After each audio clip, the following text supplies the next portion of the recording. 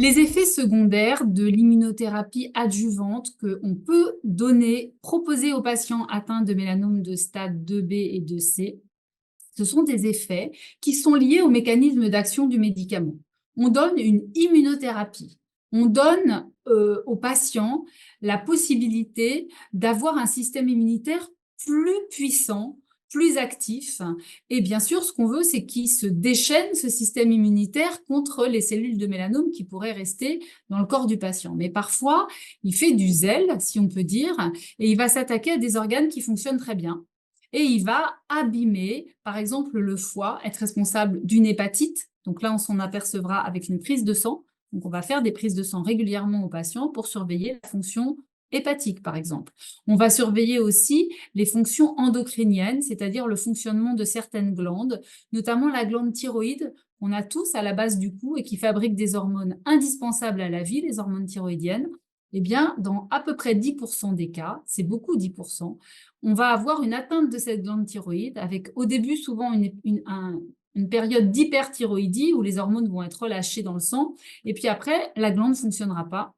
Et il faudra prendre des hormones thyroïdiennes et ça, c'est probablement pendant toute sa vie. Donc, c'est un effet secondaire qui est gérable, qui est traitable parce qu'on peut prendre les hormones, mais c'est quand même très embêtant de prendre des hormones thyroïdiennes toute sa vie. Plus grave et beaucoup plus rare, heureusement, on peut avoir des atteintes d'une autre glande, qui est la glande hypophyse, qui est dans la tête et qui est un chef d'orchestre pour toutes les hormones du corps.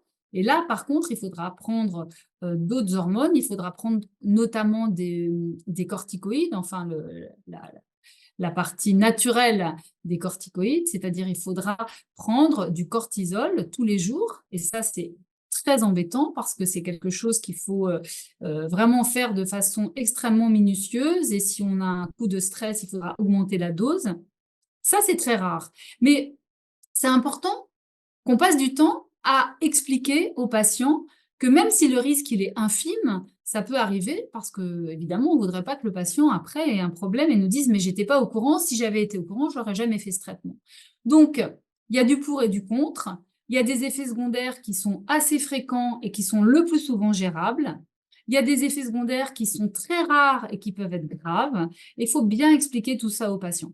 Et grosso modo, si vous voulez un pourcentage, même si pour une personne donnée, on n'est jamais un pourcentage, mais avec un anticorps anti-PD1, on a à peu près 15% de patients qui vont présenter un effet secondaire qu'on va nous grader 3 ou 4, donc c'est assez quand même important. C'est pas forcément très grave, mais c'est des effets secondaires qui vont nécessiter une intervention médicale. Mais le plus souvent, tout rentre dans l'ordre quand même, sauf les effets endocriniens.